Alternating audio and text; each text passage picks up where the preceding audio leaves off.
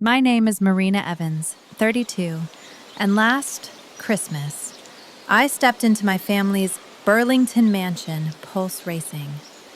The dining room crackled with tension.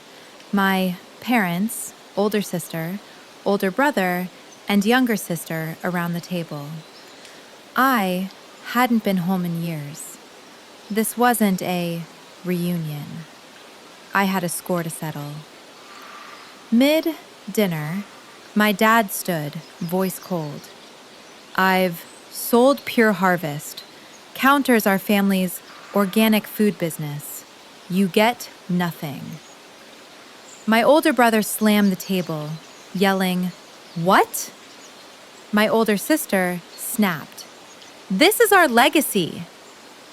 My younger sister gasped, "My brand's done." I stayed quiet, sipping my wine, watching them unravel. Dad smirked, thinking he'd won. The buyer takes over next month. My brother demanded, "Who's buying it?" I stood, locking eyes with him. That would be me. Silence hit like a brick. Their faces, shock, rage, disbelief. They didn't know what I'd built, who I'd become. I leaned in, voice steady. "I'm taking Pure Harvest Co. What's next? Stick around. This gets wild." Love a good family drama? Smash that like button and drop your own betrayal story in the comments. Let's hear it. Growing up in Burlington, I thought family was everything, until I learned it wasn't. I'm Marina Evans, raised in a sprawling Vermont mansion where our family's organic food empire, Pure Harvest Co., cast a long shadow. My father, Stanley Evans, was the iron-fisted CEO, his every word law. My mother, Doris Evans, floated through life, her smiles warm but distant. My older brother, Bryce Evans, strutted like he owned the world, while my older sister, Lori Evans, wielded her sharp tongue like a blade. My younger sister, Aspen Evans, was lost in her own bubble, more interested in her phone than family. Then there was Grandma Evelyn Brooks, the only one who saw me. Pure Harvest was our legacy, built by Grandma's vision for sustainable farming. At 7, I'd trail her through the orchard, soaking up her stories about soil and seasons. "You've got a sharp mind, Marina," she'd say. By 15, I was sketching business plans, dreaming of ways to grow the company. Grandma fueled that fire, teaching me about eco-friendly supply chains. "Build something real," she'd urge, her eyes bright with pride. Bryce and Lori had other plans. At family dinners, I'd pitch ideas like expanding Pure Harvest markets to Canada with local partnerships. Bryce would scoff, "You're dreaming too big, kid." Lori would roll her eyes. "Stick to school, Marina." Dad never listened, his focus on Bryce's flashy proposals. Mom just nodded along, avoiding conflict. Aspen barely looked up from her texts. I felt invisible. My ideas brushed off like crumbs. The real wound came when I was 17. I presented a detailed Canada expansion plan, complete with cost breakdowns. Before Dad could respond, Bryce cut in. "We're already working on that," he lied, smirking. Lori backed him up, claiming my numbers were childish. Weeks later, I saw their pitch to Dad, my plan, word for word, with their names on it. I confronted them, voice shaking. That's mine. Bryce just laughed. Prove it, Lori sneered. You're not cut out for this. Dad didn't care, praising their initiative. Mom stayed quiet, as always. That betrayal planted a seed of defiance in me.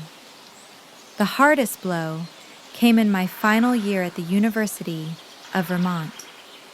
I was 23, balancing finals and a new business proposal, when Grandma fell ill. She'd been my anchor, the one who believed I could outshine them all. I visited her in the hospital, holding her frail hand as she whispered, "Don't let them dim your light, Marina." She passed away that spring, leaving a void I couldn't fill. Her death wasn't just a loss. It was a call to action. I clutched her old ledger, vowing to honor her by proving my family wrong. Grandma's passing sharpened my resolve. I wasn't just fighting for a seat at the table anymore. I was fighting for her legacy. Bryce and Lori thought they could steal my ideas and push me out. Dad thought I'd stay small. They were wrong. I'd build something bigger, something they couldn't ignore, and I'd do it on my own terms. The real breaking point came N years ago, fresh out of college. At 23, I just earned my degree from the University of Vermont, fueled by Grandma's legacy to Hawkins and her belief that I could reshape Pure Harvest Camera, our family's organic food empire. I wasn't the kid they dismissed growing up. I had a plan to prove it, one that would make Dad, Bryce, and Lori eat their words. I marched into Dad's Burlington office with a proposal to launch a line of pre-packaged organic products, meal kits, and snacks for busy urban shoppers. The idea was bold, but grounded. I'd researched market trends showing how packaged organics were booming that year. My binder was packed with supplier contacts, sample recipes, and profit forecasts. Dad, this could expand our market by millions, I said, sliding it across his desk. He barely looked up. Prepackaged food. Too niche, Marina. We're not a convenience store. I pushed back, citing demand for organic meal kits. It's what customers want now. He shut me down. Bryce leads innovation. Stick to your reports. Bryce, sprawled in a corner chair, chuckled. Meal kits. What? You think we're a diner now? Lori, sorting files, smirked. You're not ready for big ideas, Marina. Keep to your spreadsheets. Mom stared at her tea, silent as ever. Aspen fiddled with her earrings, barely listening. I gripped my binder, voice tight. This could put us ahead of competitors, I argued. Dad waved me off. Not now. Focus on your assistant duties. I didn't give up. At the next board meeting, I presented again, armed with packaging prototypes and a pitch for younger buyers. I'd even lined up a grain supplier willing to test a pilot. This is about staying relevant, I said, clicking through my slides. Lori interrupted, her tone sharp. This is a gimmick, Marina. You don't get our brand. Bryce scoffed.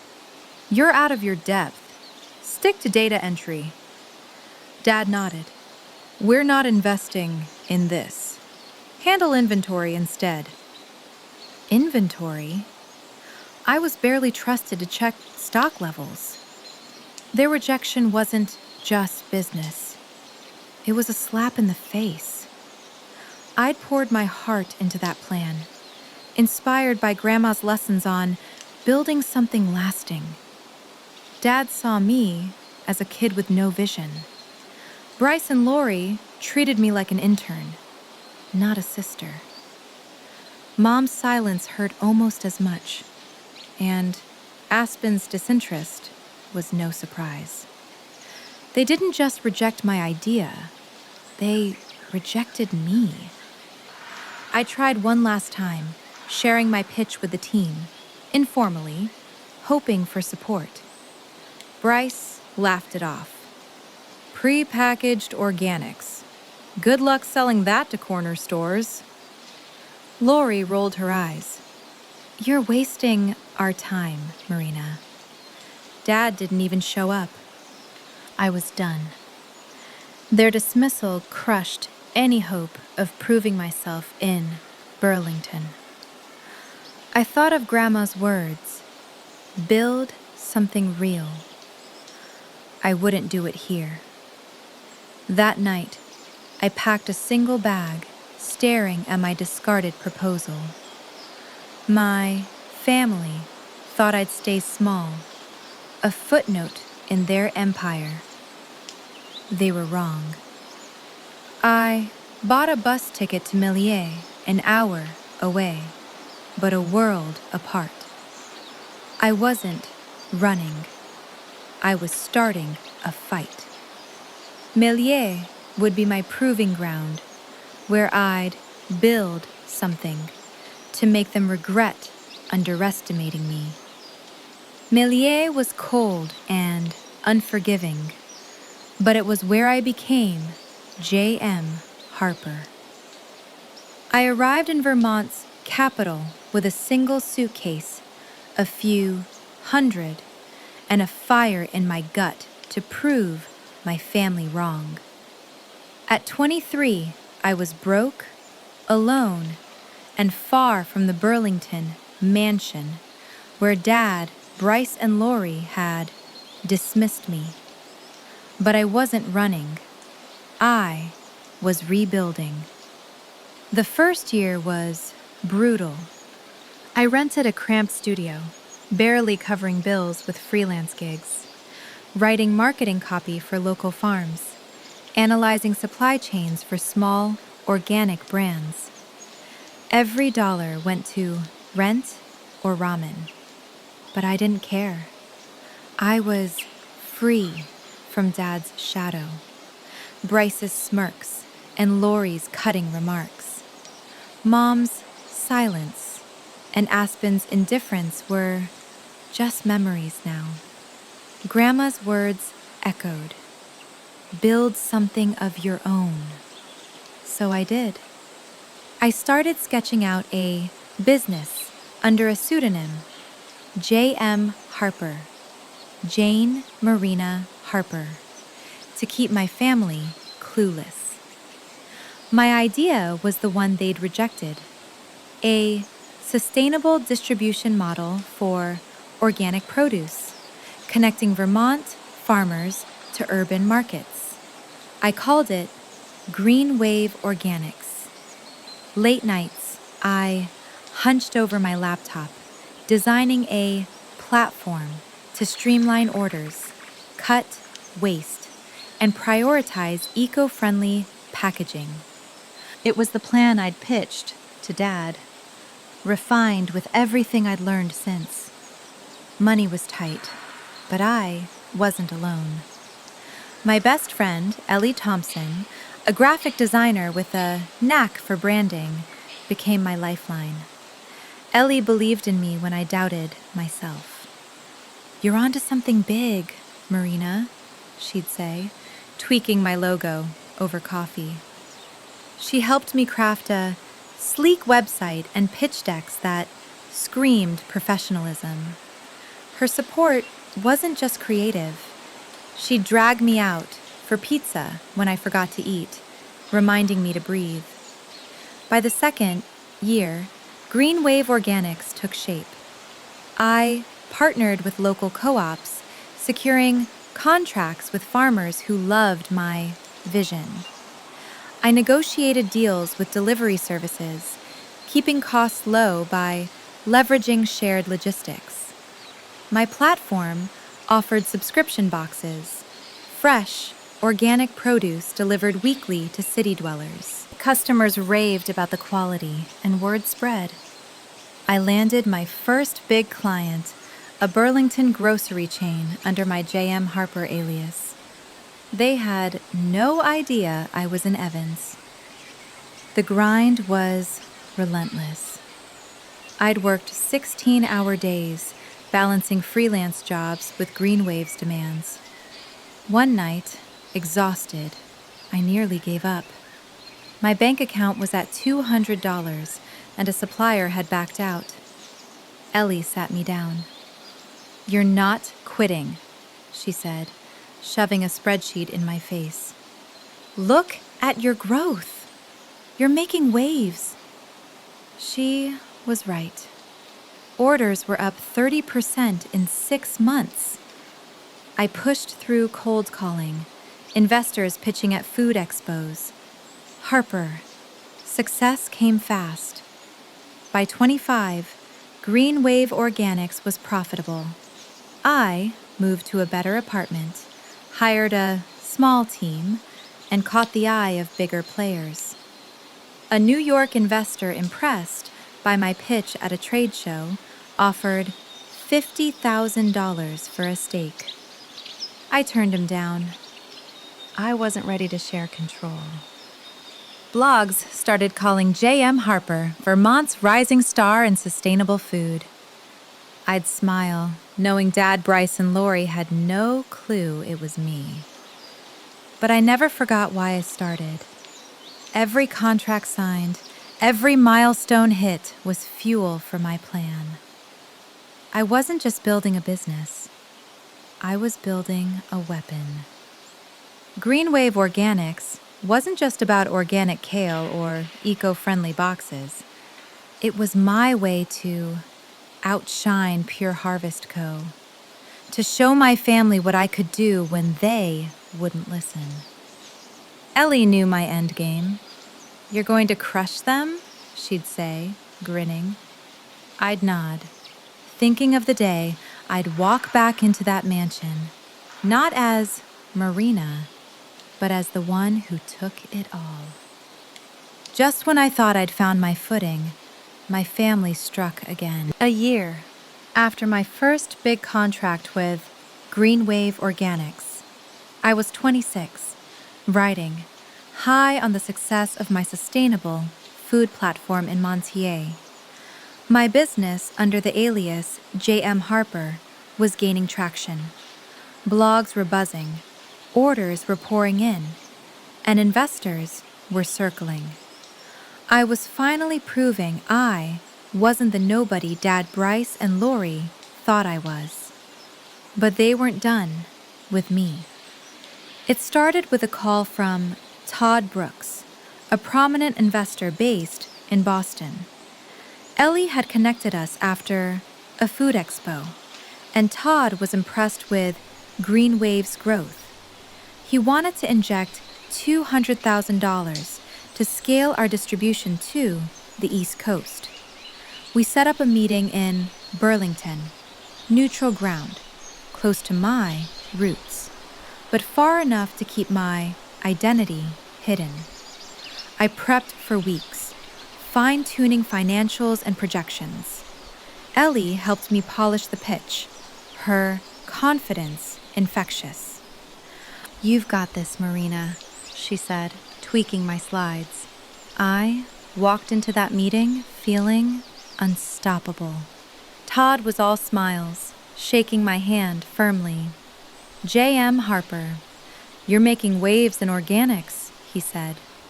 We talked numbers, strategy, even shared a laugh over Vermont's quirky farm culture. He was ready to sign until his tone shifted. I heard some concerning rumors about your reliability, he said, eyes narrowing. Is there any truth to claims you've mismanaged funds? I froze, heart sinking. That's nonsense, I said, voice steady, but insides churning. My books are clean. I can show you. He nodded, but pulled back. I'll need to do more due diligence. Let's pause for now. I left, the meeting rattled. My confidence cracked. Ellie met me at a coffee shop, sensing my panic. What happened? She asked. I told her everything, my voice shaking. Someone's spreading lies about me. Ellie's eyes narrowed. This smells like sabotage. I spent days digging, calling contacts, checking forums. Then I found it. A whisper campaign on industry blogs. Anonymous posts calling J.M. Harper untrustworthy and a risky bet. The post traced back to a Burlington IP address. My stomach dropped. I knew that city too. Well, I hired a tech friend to trace the source. The results hit like a freight train. The post came from an account linked to Lori's office at Pure Harvest Co. Bryce's name popped up in related emails, coordinating with Lori to warn investors about me. They didn't know J.M. Harper was me, but they'd caught wind of Greenwave's rise and saw it as a threat to their empire. They'd spread lies to tank my deal, protect their turf, and keep me down. The fallout was brutal. Todd backed out, and 2 other investors followed, spooked by the rumors. Greenwave's cash flow dried up, and I had to let go of half my team. Bills piled up, and I was days away from shutting down. Ellie stayed by my side, working late to redesign our marketing, begging suppliers for extensions. We'll get through this, she said, her voice fierce. I clung to her belief, but inside, I was raging. Bryce and Lori hadn't just stolen my ideas years ago. They were trying to bury me. That betrayal flipped a switch. I wasn't just building Greenwave to succeed anymore. I was building it to destroy Pure Harvest Co. I started researching their operations, digging into their suppliers and distributors. Names like Rebecca Hull, Michael Grant, and Sarah Lee, key partners of Pure Harvest, kept coming up. I studied their contracts, their weaknesses, their loyalties. Ellie noticed my shift. You're going after them, aren't you? She asked, half smiling. I nodded, eyes hard. They'll regret crossing me. I worked in secret, contacting Pure Harvest's partners as J.M. Harper, offering better terms through Greenwave. I wasn't just saving my company. I was laying the groundwork to take theirs. Every late night, every cold call, every deal I secured was a step toward turning their empire to dust. Bryce and Lori thought they'd won. They had no idea what was coming. For 5 years, I built my plan as carefully as a Vermont winter harvest. After Bryce and Lori nearly tanked Greenwave Organics with their lies, I wasn't just fighting to survive. I was plotting to take down Pure Harvest Co. At 27, I turned my anger into strategy. using my alias, J.M. Harper, to stay invisible. My family thought I was out of the picture, licking my wounds in Montpellier. They were wrong. I started by targeting Pure Harvest's supply chain. Ellie and I dug into their network, identifying key players. Rebecca Hull, a vegetable supplier from Rutland. Michael Grant, a grain distributor in New Hampshire. And Sarah Lee, a logistics expert running their East Coast deliveries. These three kept Pure Harvest shelves stocked. If I could control them, I'd choke Dad's empire without firing a shot. First, I approached Rebecca as J.M. Harper, offering her a deal through Green Wave Organics. Higher margins, faster payments, and eco-friendly packaging that matched her farm's values. She hesitated, loyal to Pure Harvest. But I sweetened the pot with a profit-sharing model. "You're getting a raw deal with them," I said, showing her their contract's fine print. She signed with me within a month. Michael was tougher. He'd known Dad for years. I flew to New Hampshire, pitching Green Wave's data-driven logistics over dinner. "Your margins could double," I told him, sliding over a proposal. He joined after 2 weeks of crunching numbers. Sarah was the hardest. Her delivery network was Pure Harvest's lifeline. I met her in Boston presenting Green Wave as a rising star.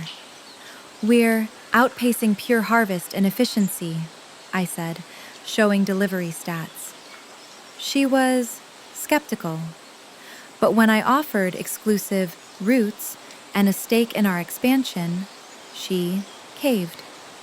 By 2023, I had all three locked in, siphoning Pure Harvest's supply chain to Green Wave.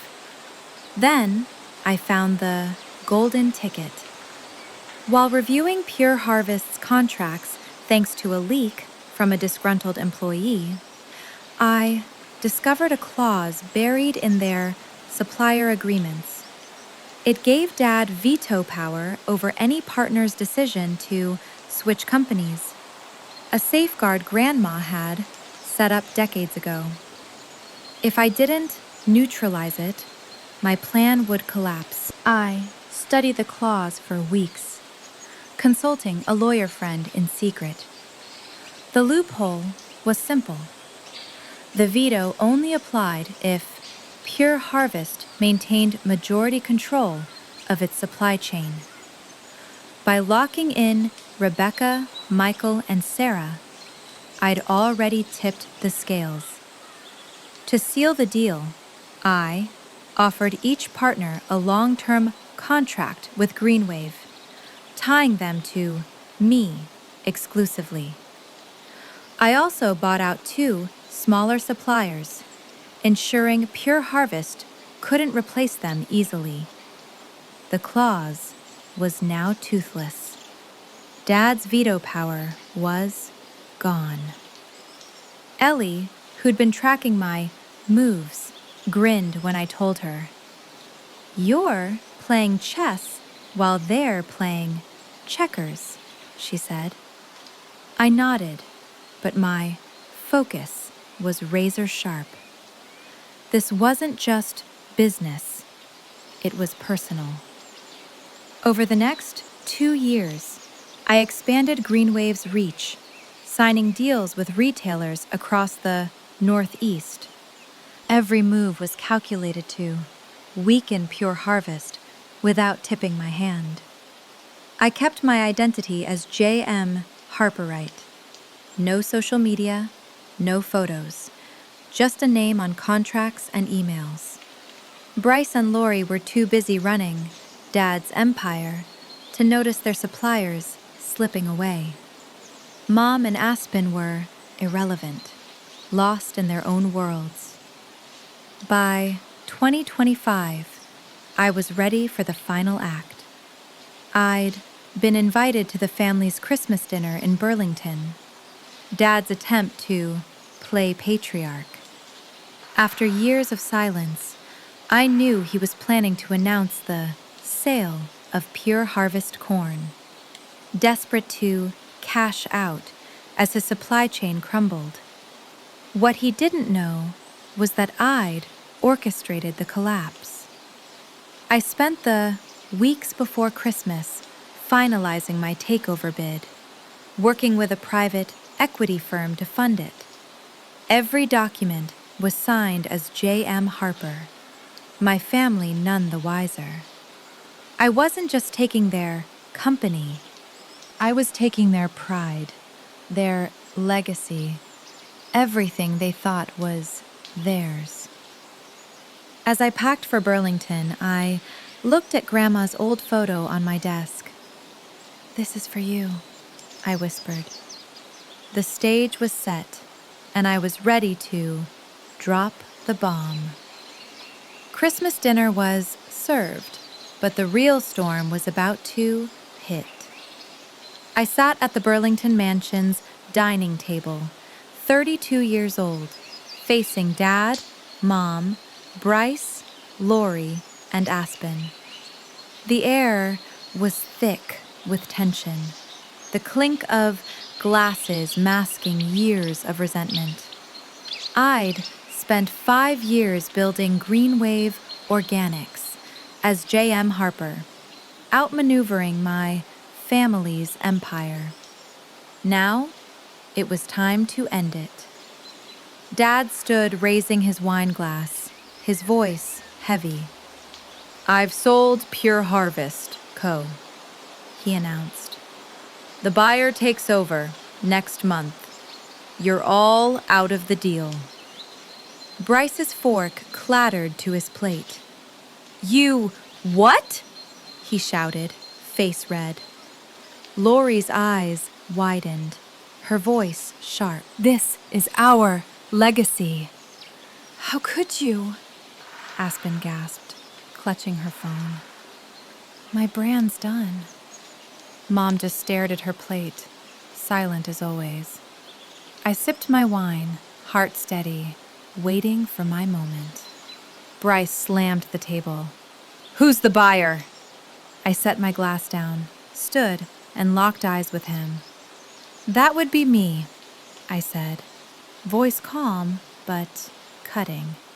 "J.M. Harper is Marina Evans." The room went dead silent. Dad's glass trembled in his hand. Bryce's jaw dropped. Lori's face palled. Aspen's phone slipped from her fingers. I leaned forward, letting the truth sink in.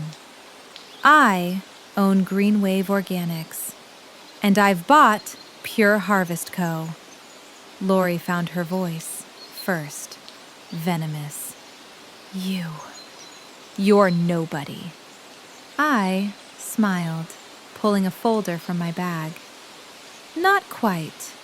Let's talk about Bryce."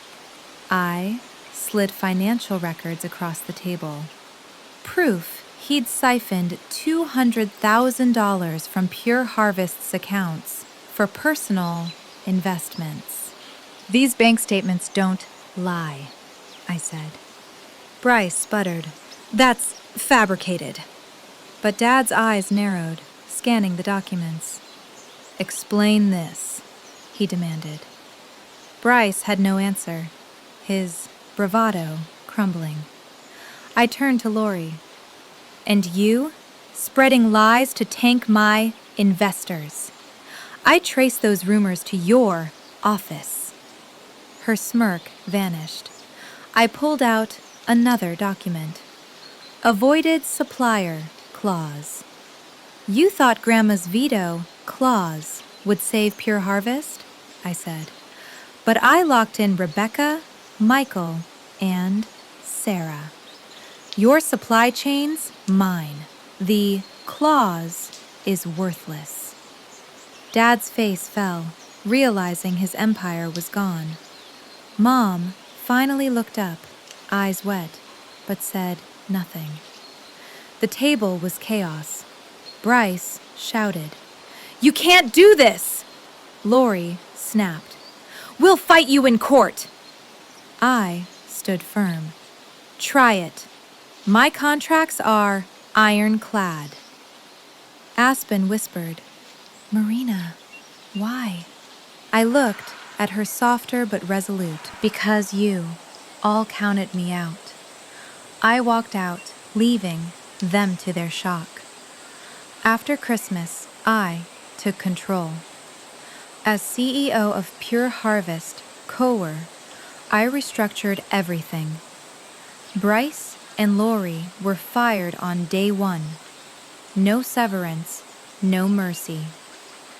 Bryce, drowning in debt from his embezzlement, took a job hauling crates at a local warehouse.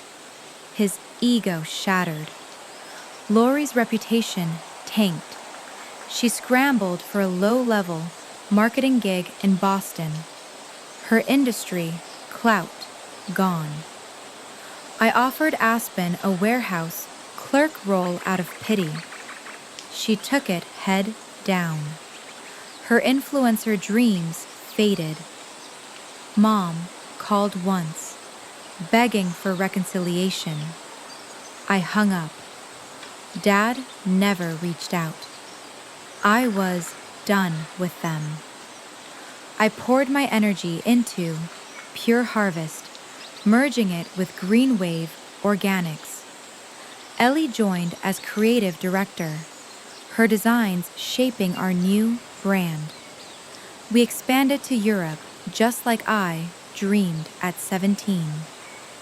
To honor Grandma, I founded the Evelyn Brooks Foundation, funding young entrepreneurs in sustainable food. Every grant I signed felt like a nod to her belief in me. This wasn't about revenge. It was about justice. I didn't need their approval to prove my worth. I built an empire from their scraps, not because they let me, but because I never gave up. My family thought they could erase me. They were wrong. To everyone who's followed this story, thank you for sticking with me. The lesson here? Justice comes from proving your value, not waiting for others to see it. Share your thoughts in the comments. What would you do if your family betrayed you? Let's keep this conversation